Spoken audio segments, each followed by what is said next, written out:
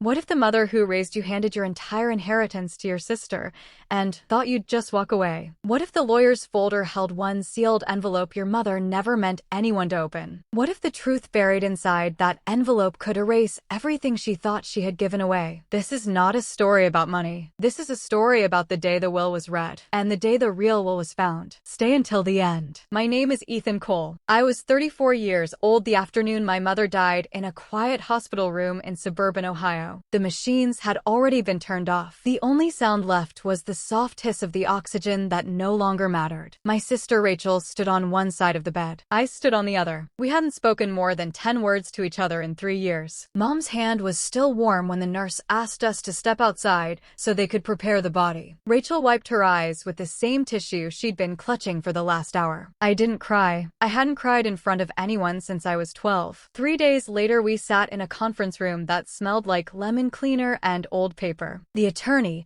a thin man named Gerald Whitmore, cleared his throat and opened a thick manila folder. He read the will in a flat, careful voice. The house on Maple Street, valued at $420,000, went to Rachel. The brokerage account, just over $280,000, went to Rachel. The life insurance policy, another $150,000, went to Rachel. The small lake cabin in Michigan, the one our father had built with his own hands before he died, went to Rachel. Everything. Whitmore looked up once, briefly, as if checking whether I would explode. I didn't. I simply nodded. Rachel's mouth opened and closed. She didn't look triumphant. She looked almost embarrassed. When the reading was finished, Whitmore slid a smaller sealed envelope across the table toward me. Your mother left this separately. It was to be given only to you, and only after the formal will was read. Rachel's eyes narrowed. What's that? I don't know, Whitmore said. She was very clear. For Ethan alone. I took the envelope. It was thick, heavier than it looked. My name was written on the front in Mom's careful handwriting. I didn't open it there. I stood, shook Whitmore's hand, and walked out into the parking lot without saying goodbye to my sister. I drove the long way home, past the old high school, past the diner where Dad used to take us for blueberry pancakes on Saturdays,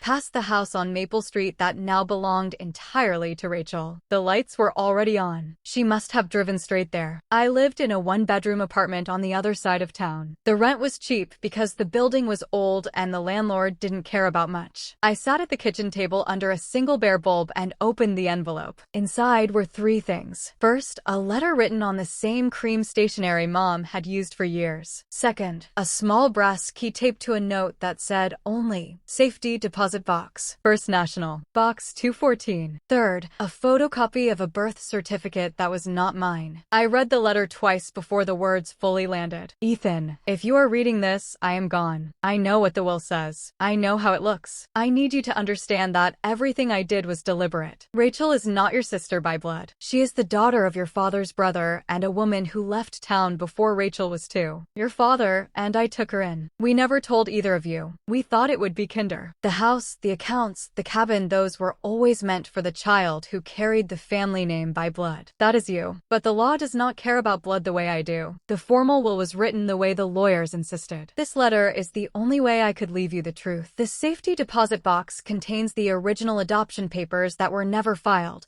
the DNA results I had done 3 years ago when I first suspected, and a second will that was never notarized. It is not legal. It is only the truth. Do with it what you must. I loved you both. I just could not pretend any longer. Mom. I sat there until the light outside turned blue and then black. My hands did not shake. My heart did not race. Something colder settled in my chest. Something that felt like the moment you realized the floor under your feet was never solid. The next morning, I went to First National Bank. The clerk verified my identification against the signature card Mom had left on file. Box 214 was small, gray, and heavy when I lifted it out. Inside, I found a manila folder thick with documents, a sealed plastic bag containing 2 buccal swabs labeled with dates, and a single flash drive. I took everything home. The adoption papers had never been completed. There was a signed statement from my uncle, dated 1991, acknowledging paternity and giving consent for his brother and sister-in-law to raise the child. There was a letter from the biological mother, postmarked from Arizona,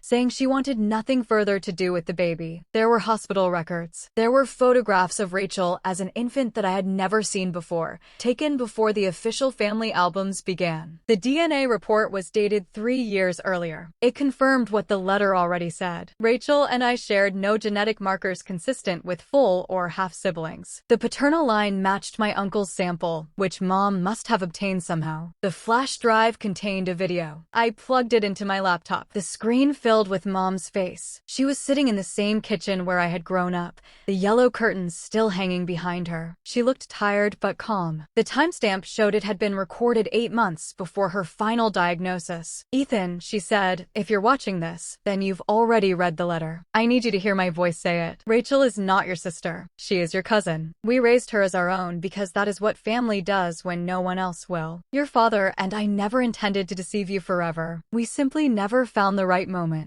And then the moments ran out. She paused, looked down at her hands, then back at the camera. "The will that was read in the lawyer's office is legal. I signed it. I cannot change that now, but I can give you this. Everything in the safety deposit box is yours to use or destroy. If you want the house, the money, the cabin, you will have to fight for them." The second document in the folder is a holographic will. It is not witnessed. In Ohio, it may not hold up. I know that. I wrote it anyway. The video ended. I sat in the dark apartment for a long time. I did not call Rachel. I did not call a lawyer. I went to work the next day at the warehouse where I had loaded trucks for 11 years. I clocked in. I clocked out. I went home. I read every page in the folder again. I watched the video 3 more times. 2 weeks passed. Rachel called once. I let it go to voicemail. Her message was short. "We should talk about the house. Mom would want us to stay close." I deleted it. On the 15th day, I drove to the lake cabin. The key still worked. The place smelled like cedar and old coffee. Dad's tools were still hanging on the pegboard in the shed. I sat on the porch steps and watched the water until the sun went down. That night, I made a decision. I scanned every document. I made 2 complete sets of copies. I placed one set in a new safety deposit box under my own name. I placed the second set with a different attorney in Columbus, someone who had never met Whitmore. I did not file anything. I did not threaten anyone. I simply made sure the truth could not disappear. Then I waited. 3 months later, Rachel listed the house on Maple Street. The sign went up on a Tuesday. By Friday, she had an offer. She called me again. This time I answered. "I'm selling," she said. "The place is too big. Too many memories. I thought you might want some of the furniture. Mom's china. Dad's books. Keep them," I said. There was a silence. Then, "You're not even going to fight me for any of it?" "No." Another silence. Longer. "Why not?" I could have told her everything. I could have driven to her new apartment,